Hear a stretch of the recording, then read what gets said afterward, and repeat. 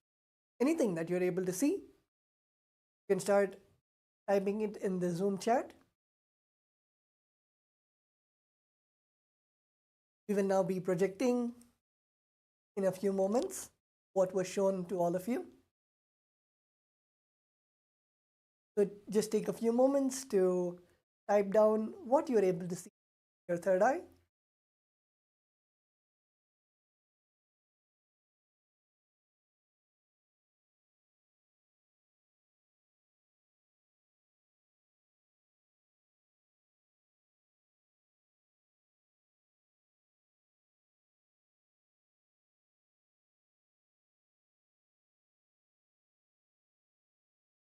Yes, Akashaya is saying that he was too excited from the previous success.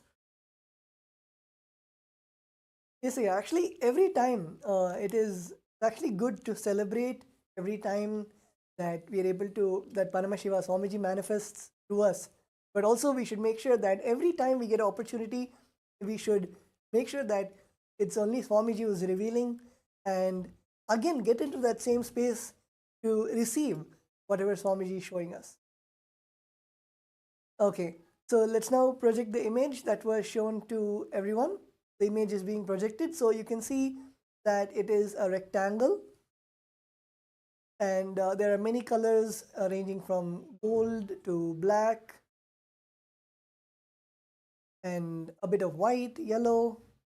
So whatever you're able to see in your third eye, you were able to see any of these colors or shapes or shades of these colors. It is beautiful. And with that, we come to the conclusion of today's Power Manifestation section. You can all take a few moments to go on social media and share your experience, celebrate your experience of the Power Manifestation today. So all of you can take a few moments to go on social media and share your experience with hashtag Nithyananda, hashtag KAILASA, and tagging Swamiji's account where you can receive Swamiji's blessings. So just in a few moments, we'll be entering into the next sessions for today. Please stay tuned and continue sharing, and we'll be right back with you.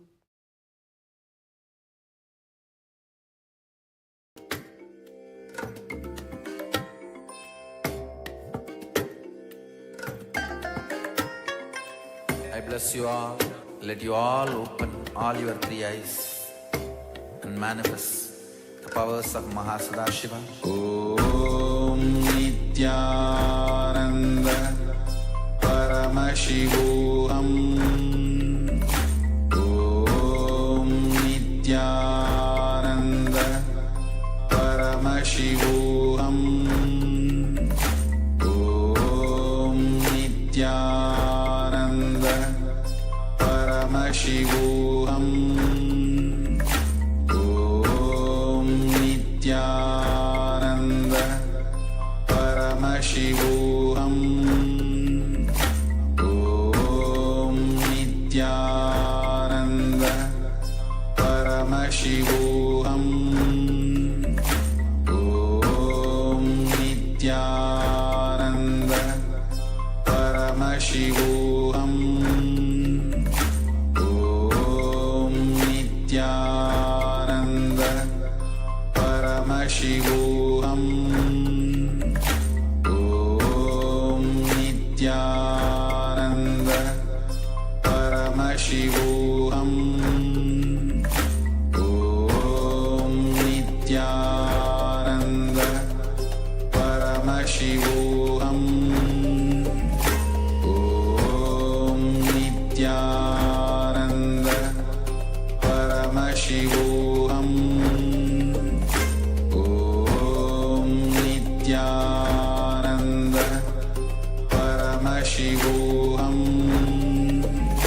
Om Nithyananda Paramashivoham. Om Nithyananda Paramashivoham. Om Nithyananda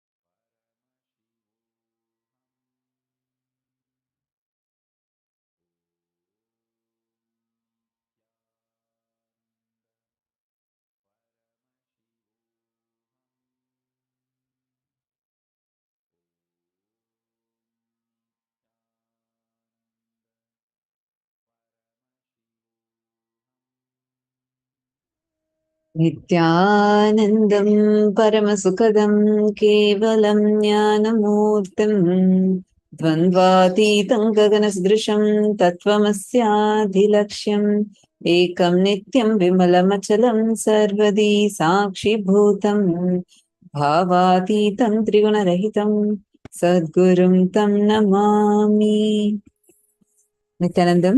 Nithyanandam to each and every single participant that's sitting here. Welcome to yet another special day in Paramashivoham level 3. And this season being a grand celebration of Navaratri with Swamiji. So delighted to welcome each and every single one of you that are tuned in right here with us. And today, all of us are here and very excited, eagerly waiting to have the darshan of Swamiji, to learn the amazing revelations from Swamiji, and excited to look forward to today's initiation. How was yesterday for all of you? How was yesterday's sessions and initiations for all of you? Take a few minutes and please post it here in the chat. How was it? And I hope you all had a great time in the yoga session and the power manifestation after that. Wonderful. So nice to see so many of you that are here logged in. Nithyanandam, Piotr, Vajda, Nithyanandam, Akashaya. So nice to see many, many participants here sitting with us. Nithyanandam, Vivekaya, Wangxian, Nithyanandam. So nice. All the participants that are here. Actually, Ma today, Yogamala, Ma Esther, Manandeshwari, Mahedi Shlak, and Ma Pekha, Candice, Ma Jenny, Nithyanandam. we welcome every one of you for today. Today is a very, very, very important day because today we are going to be learning about all about raising our frequency to the highest level. But what does that mean to raise our frequency to the highest level? We are going to be understanding the science of harnessing your highest potential. What you can do, but what we end up just being stuck doing in our life. Today is going to be a lot of learning, lot of information, lot of knowledge, lot of joy, excitement. So we are just as excited as you all are. So today we're going to be having a very special initiation into Navakanda Yoga Samādhi, the science of unclutching. We're going to be learning what is unclutching. And that's the first session that we're going to be having. The session on what is unclutching, Nirvikalpa Samadhi. Let's listen to the revelation now from Swamiji. Nirvikalpa Samadhi is silence, soaked in silence, soaked inside the silence.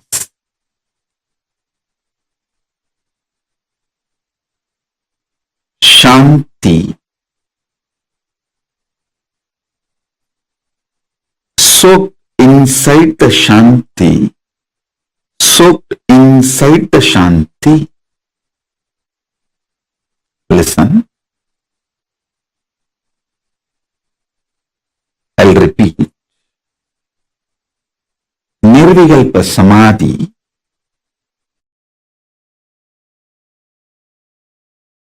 is silence, soaked inside the silence, soaked inside the silence.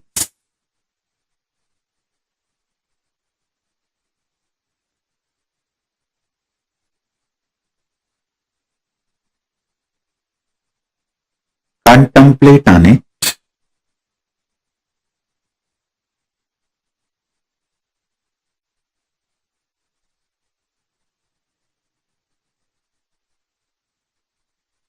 contemplate on it.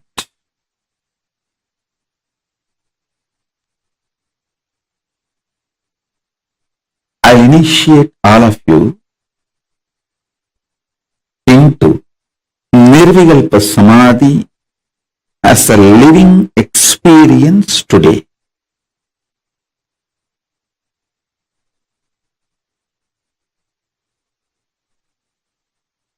If you are a person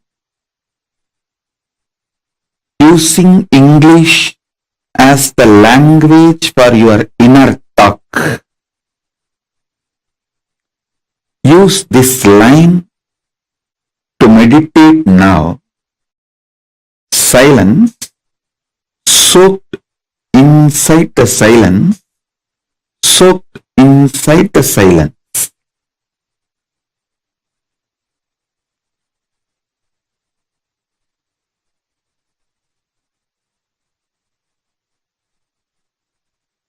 Understand?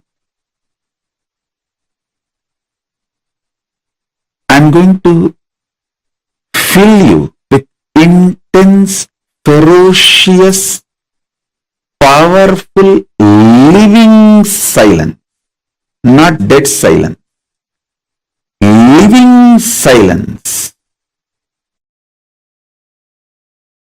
The silence I'm going to inject into your being will touch your Swadhisthana chakra, means it will just terrorize the patterns and fears in you. The fears and patterns will melt down like how the metals melt in the extreme heat.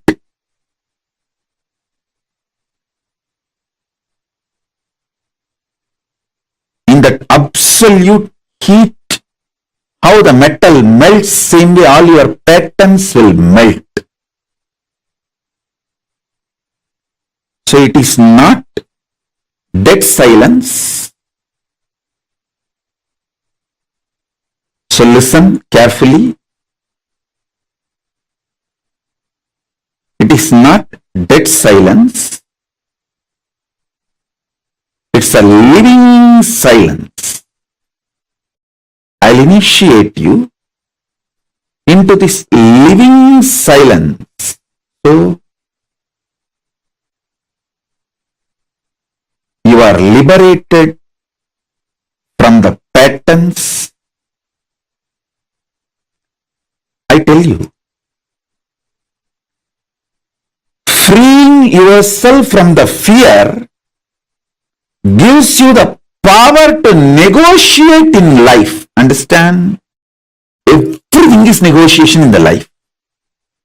Whether the decision you take, what time to wake up, how to wake up, what to use to brush your teeth, what to use to wash your body, everything is negotiation.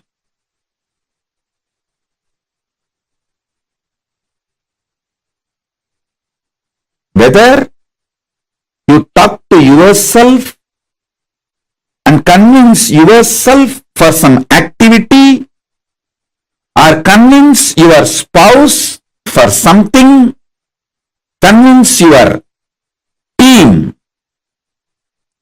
your boss, your subordinates, your assistants, everything is all about negotiation. It's all negotiation. All relationships are negotiation.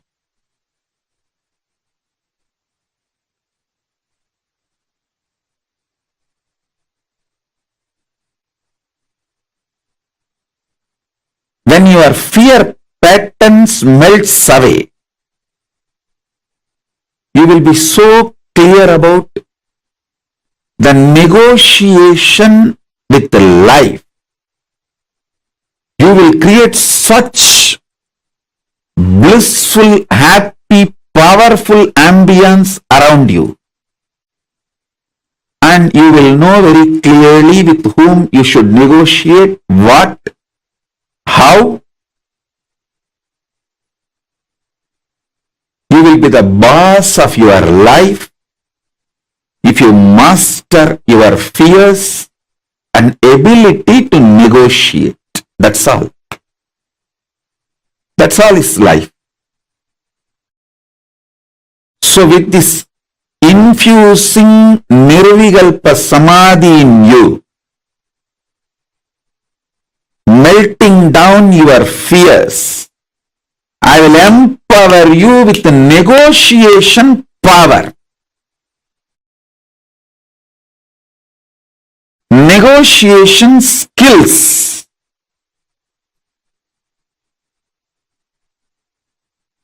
When you start negotiating in life, in business or personal relationships or with yourself, many times,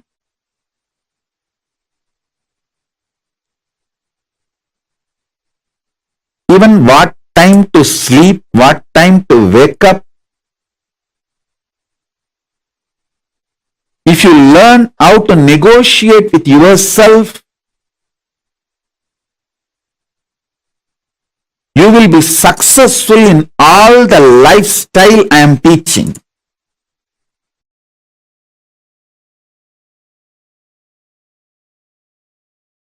Intense involvement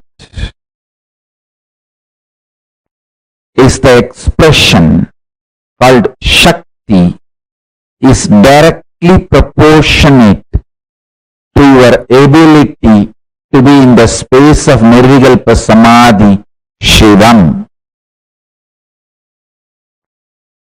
Ability to be in Shivam is directly proportionate to the manifestation of Shakti.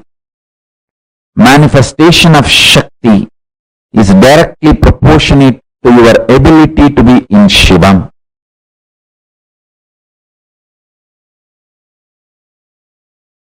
Put more energy, more attention, more awareness, more life into your ability to be in Nirvikalpa Samadhi, to build your capacity to be in Nirvikalpa Samadhi, Shivam.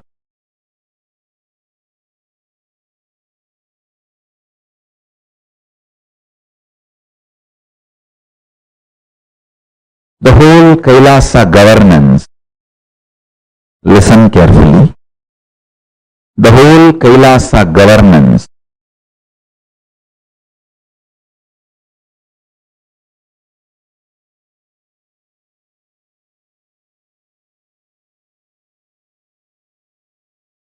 described elaborately in Agamas, Mrigendra Agamas, Vidyapadam, Raurava Agama.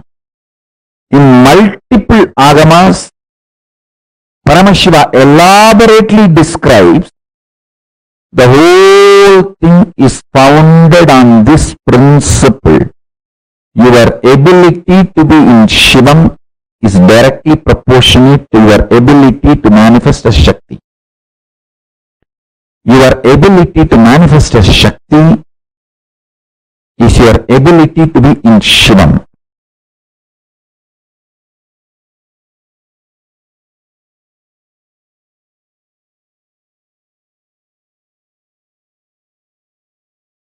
One of the biggest enemy stopping you experience Nirvikalpa Samadhi is your self-criticizing pattern.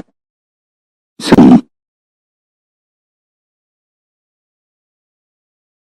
you strongly believe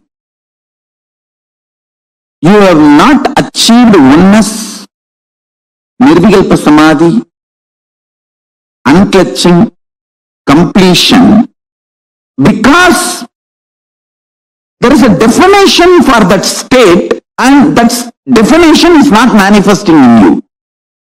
You are such a, first of all, any person who thinks there is a definition for Nirvikalpa Samadhi, there is a definition for oneness, is a fool. your mind cannot grasp even the definition. Forget about using the definition as the scale to measure whether you achieved it or not. You can do only one thing. Continuously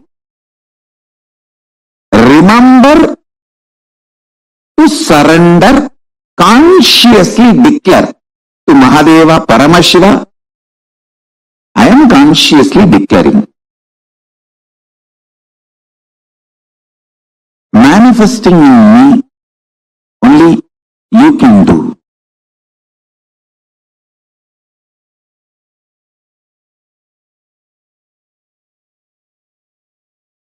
Ramana Maharshi beautifully sings in Aksharamanamala.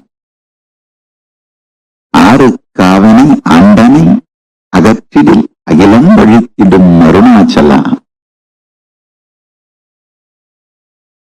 Agambugum Dirthum Nagakkugai Sirayai Amarvittu Dengolo Arunachala. That whole scene is actually in Madhura Baba, one of the wives of Krishna. When she was with the parents but she was in love with Krishna, she doesn't know how to run away from the home and marry Krishna. So somehow she sends message to Krishna that, please take me with you. Then Krishna plans and goes, and as per his plan he gets her and marries her. This is the exact same mood with which Bhagavān is describing at least the first few verses. This whole scene of Krishna and Krishna's wife that's exactly the thing which happens in life. The Krishna's wife is an individual soul, all of us. Krishna is Paramashiva. We can only declare to Paramashiva, Prabhu, I am here, I want you to be with me and I want to experience oneness with you. How he will manifest in us, only he knows. If you have a scale, how he should manifest in you, and using that scale, if you beat yourself with the self-doubt, self-hatred, self-denial, you put yourself more and more in suicidal arrogance. I tell you, suicidal arrogance is worse than depression. I am not supporting depression. I am only saying it's worse than depression.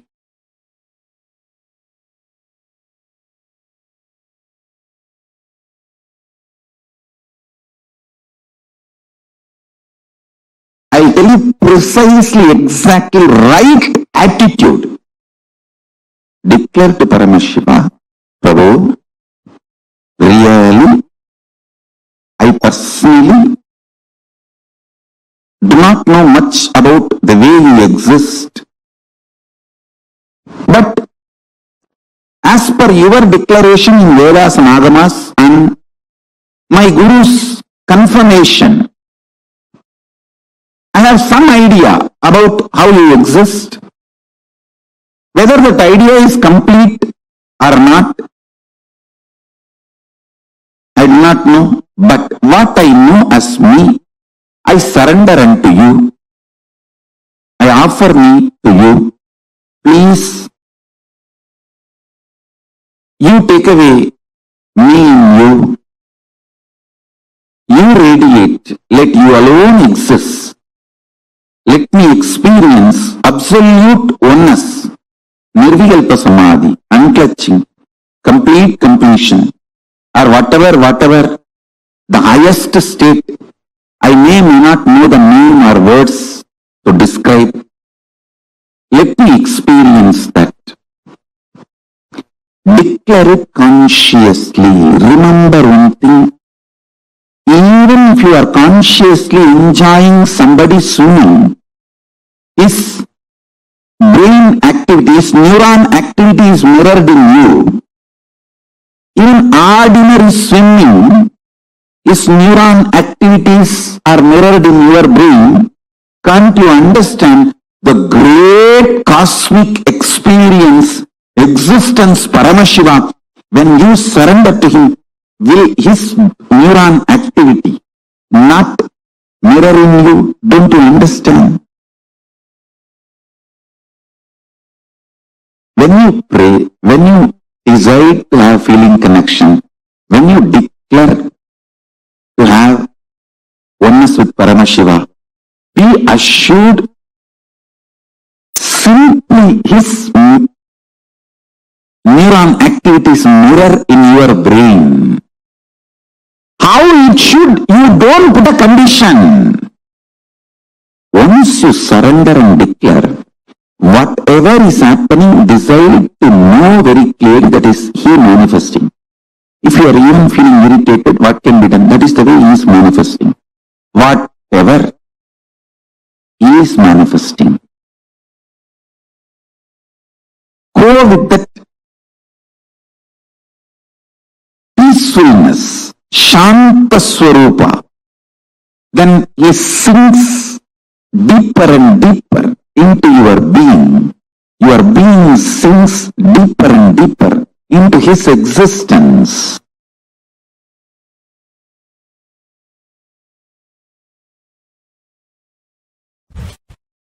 Straight, simple, in one line I can say, source of all knowing is Nirvikalpa Samadhi. It is too easy to achieve because every breath takes turn touching your Nirvikalpa Samadhi space. Means if you are breathing from Nirvikalpa Samadhi. If that Nirvikalpa Samadhi stops reflecting on your body, it becomes dead. Nirvikalpa Samadhi is a Tattva. Only if that is reflecting. For example, if a sun is reflecting on the mirror, only that mirror is lit, alive. If the sun is not reflecting on the mirror due to some reason, the mirror will not be alive, lit. Your body is like a mirror. Only if it is reflecting Nirvikalpa Samadhi for some reason, it is alive. The moment the Nirvikalpa Samadhi stops reflecting, it is dead. So please understand. My mission is to teach the whole world the principal source of knowledge, principles of all the principal knowledge. Understand?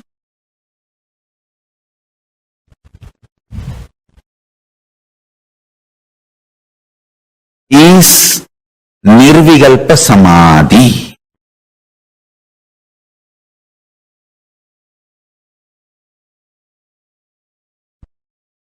Exist and operate from Paramashanta Swarupa, Nirvikalpa Samadhi. So you will understand, even though operating in the binary logic, binary world,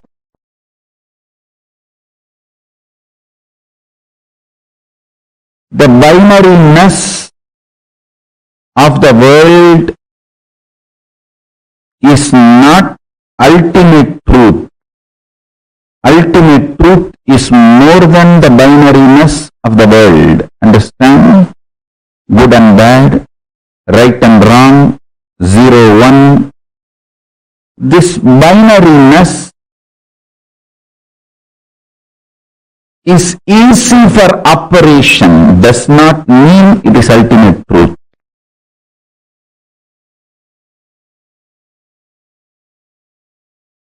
Only the higher science can refute what you know as science. If you operate from the Paramashanta Swarupa, Nirvikalpa Samadhi, you will understand the higher signs. So you will know where the regular signs which you know as signs should be adopted, applied, and where it is inadequate. Listen to these three truths today Paramashiva is revealing. First, more and more operating from Nirvikalpa Samadhi will make you realize binary system with which this whole world is operating. Whatever you call as science, logic, rational, good, bad, right, wrong, everything, almost everything you know below the sun and above the sun is binary. Whatever human mind can conceive, consume, conceptualize, cognize, everything is binary. Good, bad, right, wrong, 0, 1, there or not, it's all binary. Even your third possibility is mixture of this binary. Existence of binary and denial of binary and mixture of binary only forms even your third, fourth, fifth component and cognition. To understand, operating from Nirvikalpa Samadhi will make you understand binary is easy way for coexistence but not ultimate truth. You should know how to coexist beautifully, easily, sweetly, happily, and you should know the ultimate truth. That is the uniqueness of your existence. People who learn only how to coexist happily may have power over the human society. Power over the human society is not always the truth of the existence.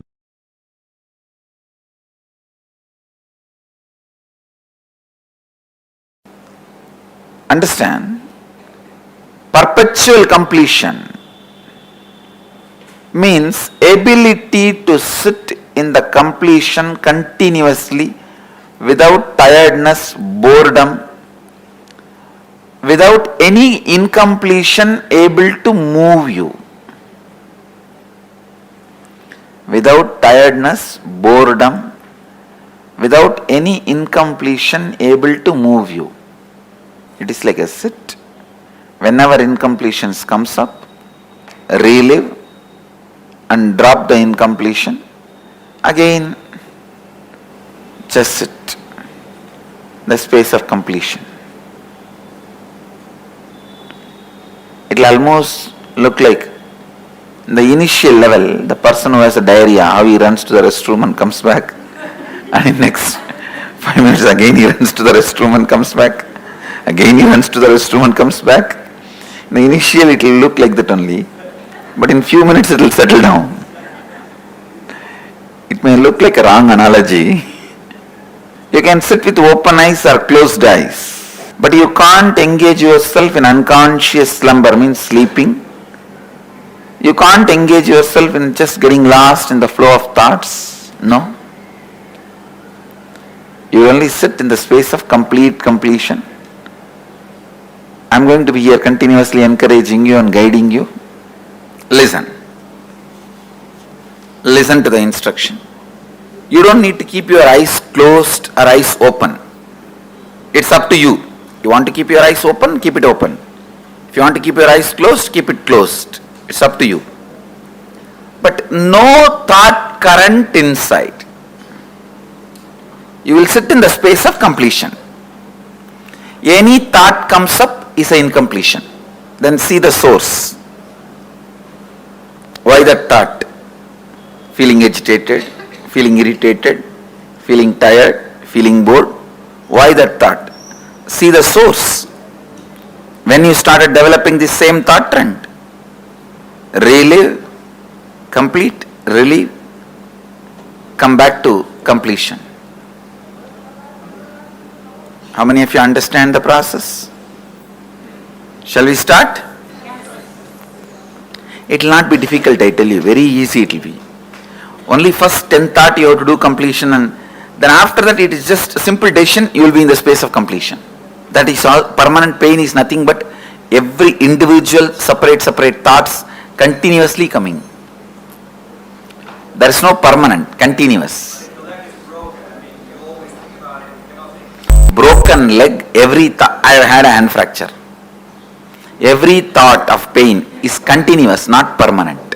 You can look in what mind says pain, from where that thought trend of pain is developing, how I am developing, look in. When you started developing, just see that thought trend and complete, relive. You will see it disappears. So thought will crash the thought and you will be thoughtless. Understand? Completion is also one thought which completes the incompletion. You will be in the space of completion. I tell you, you can complete even with the life incidences happening. For example, if you are continuously abused, decide I am completing with this pattern. You will see suddenly, you will stop attracting the people who are abusing you. Your life incidents can be completed. What you are talking about, small pains.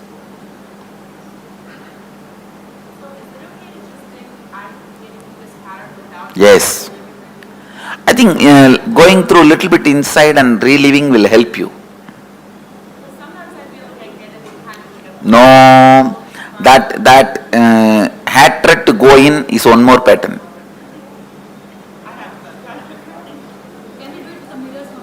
Yes, you can use anything you want, just come back to completion, that's all.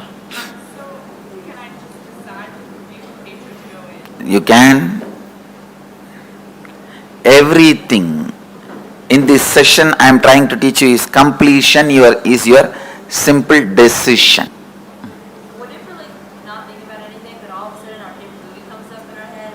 That is incompletion. That is what I am telling. Run to the bathroom immediately. Take a diarrhea patient. Complete, drop and come to the space of completion. Actually I am teaching you to live in Nirvikalpa Samadhi. Perpetually living in Nirvikalpa Samadhi. Perpetually living in the space of Advaita. Perpetually living in the space of completion. That's what I am teaching you guys now. Say, all these days we pulled out many incompletions from inside and completed. Today we are just looking, whoever comes to fight with you, you are going to fight with them. That's all. We don't call for Mahabharat war. Whoever comes on the way to fight with you, finish them. No, every thought is a powerlessness.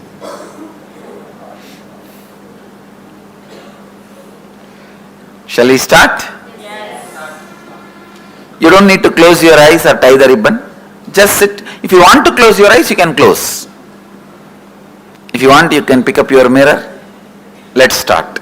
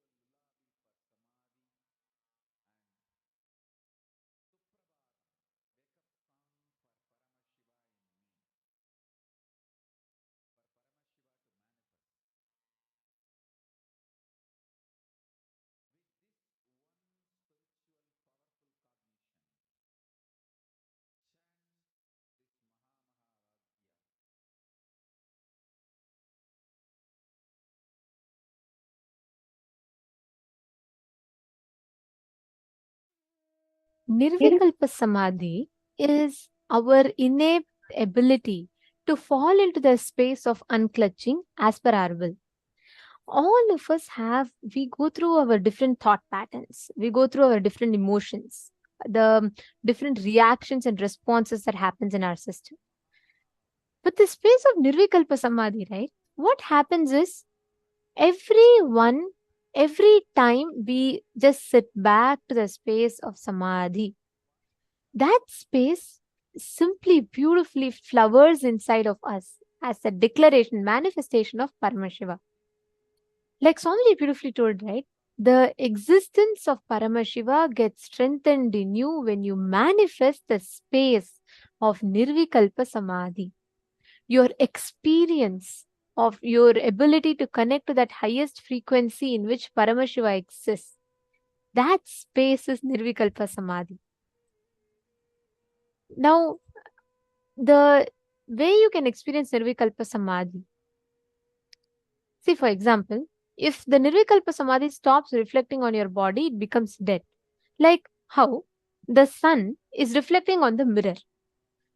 The mirror is lit, alive. If the sun is not reflecting, if there's no source of light to bounce from the mirror is not going to be reflecting. Am I right? Making sense? Same way, as long as Nirvikalpa Samadhi reflects in our body, we are alive. The moment Nirvikalpa Samadhi stops reflecting from our body, we die. Nirvikalpa Samadhi means your whole individual identity dissolving with existence.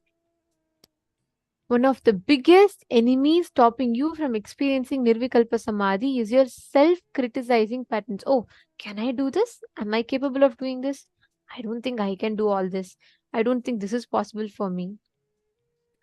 All of these, understand, any self-criticizing pattern stops you from manifesting Nirvikalpa Samadhi. So you don't need to keep your eyes closed, eyes open, whatever, it's up to you. Now we are going to do a simple process to enter into Nirvikalpa Samadhi. Are we all ready? Shall we all start?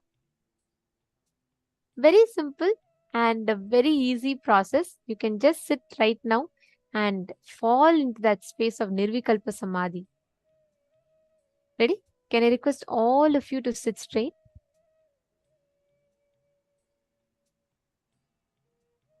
Sit straight with your head, neck and spine in a straight line.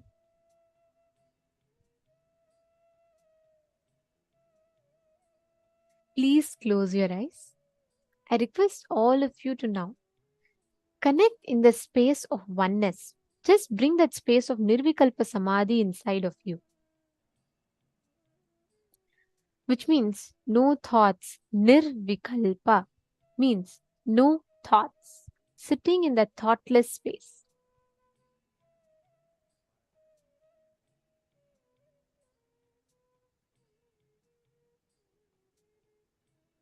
Close your eyes.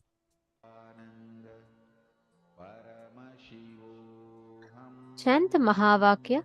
Tune yourself to the space.